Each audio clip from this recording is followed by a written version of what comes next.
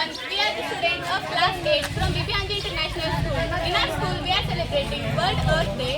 On account of this, we have prepared a street play today. So let us begin.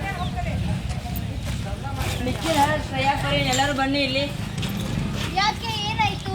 ಶಾಲೆ ಮತ್ತು ರಾಗಿಣಿ ಆಸ್ಪತ್ರೆಯಲ್ಲಿ ಅನಾರೋಗ್ಯ ಕಾರಣದಿಂದ ದಾಖಲಾಗಿದ್ದಾರೆ ಅಂತೆ. ಹೇಗೆ ಅನಾರೋಗ್ಯವಾಯಿತು? ಊರಿನ ಜನರೆಲ್ಲರೂ ಅವರ ವಠಾರದಲ್ಲಿಯೇ ಕಸ ಎಸೆಯುವುದರಿಂದ ಡೆಂಗು, ಮಲೇರಿಯಾ ಮತ್ತು ಟೈಫಾಯ್ಡ್ ಇತರ ರೋಗಗಳು ಅವರಿಗೆ ಉಂಟಾಗಿದೆ. ಕಸ ಎಂದರೇನು? ಕಸದಿಂದ ಅನಾರೋಗ್ಯ ಉಂಟಾಗುವುದು ಹೇಗೆ?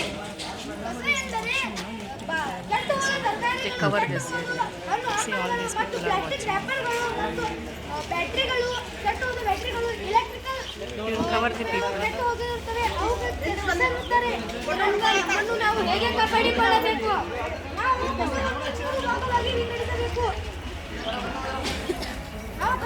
3 ಭಾಗವಾಗಿ ವಿಂಗಡಿಸಬೇಕು. ಒಂದು ಹಸಿ ಕಸ, ಒಣ ಕಸ ಮತ್ತು ಈ ವೇಸ್ಟ್. ಹಸಿ ಕಸವನ್ನು ಹಸಿರು ಬಕೆಟ್ನಲ್ಲಿ ಹಾಕಬೇಕು. ಒಣ ಕಸವನ್ನು ನಾವು ನೀಲಿ ಬಕೆಟ್ನಲ್ಲಿ ಹಾಕಬೇಕು.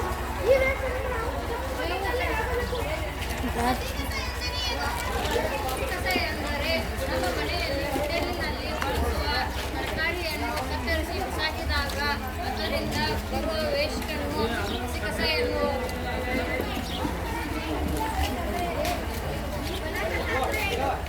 ಒಣ ಕಸ ಎಂದರೆ ಪ್ಲಾಸ್ಟಿಕ್ ವೇಸ್ಟ್, ಪೇಪರ್ ವೇಸ್ಟ್, ಇತರ ರೀತಿಯ ವೇಸ್ಟ್ಗಳನ್ನು ಒಣ ಕಸ ಎಂದು ಕರೆಯುತ್ತಾರೆ. ಈ ವೇಸ್ಟ್ ಎಂದರೆ ಏನು? ವೇಸ್ಟ್ ಎಂದರೆ ಮನೆಯಲ್ಲಿ ಹಾಳಾಗಿರುವ ಎಲೆಕ್ಟ್ರಾನಿಕ್ ವಸ್ತುಗಳನ್ನು ಈ ವೇಸ್ಟ್ ಎನ್ನುತ್ತಾರೆ. ಉದಾಹರಣೆಗೆ ಫ್ಯಾನ್, ಏರ್ಫೋನ್, ರೇಡಿಯೋ ಇತ್ಯಾದಿ. ಈ ತರ ಕಸವನ್ನು ವಿಂಗಡಿಸಿದರೆ ಏನು ಪ್ರಯೋಜನ? ಹಸಿ ಕಸವನ್ನು ನಾವು ಹೊಲಕ್ಕೆ ಗೊಬ್ಬರವಾಗಿ ಬಳಸಬಹುದು ಮತ್ತು ಬಯೋಗ್ಯಾಸ್ ಅನ್ನು ಬಳಸಬಹುದು. ಒಣ ಕಸವನ್ನು ನಾವು ಪುನಃ ರೀಸೈಕಲ್ ಮಾಡಿ ನಾವು ಬಳಸಬಹುದು ಮತ್ತು ಈ ವೇಸ್ಟ್ ಅನ್ನು ಕೂಡ ನಾವು ರೀಸೈಕಲ್ ಮಾಡಿ ಬಳಸಬಹುದು. ಇದರಿಂದ ನೀವು ಏನು ತಿಳ್ಕೊಳ್ರಿ? ಕಸವನ್ನು ನಾವು ಅಲ್ಲಿಂದಲ್ಲಿ ಬಿಸಾಡಬಾರದು ಮತ್ತು ಸರ್ಕಾರವು ನಮ್ಮ ಮನೆ ಮುಂದೆಯೇ ಕಸದ ವಾಹನವನ್ನು ಕಳಿಸುತ್ತದೆ. ನಾವು ಕಸವನ್ನು 3 ಭಾಗದಲ್ಲಿ ವಿಂಗಡಿಸಿ ನಾವು ಕಸದ ವಾಹನಕ್ಕೆ ವಿಲೇವಾರಿ ಮಾಡಬೇಕು. ನಿಸರ್ಗವನ್ನು ನಾವು ಕಾಪಾಡಿದರೆ ನಿಸರ್ಗವು ನಮ್ಮನ್ನು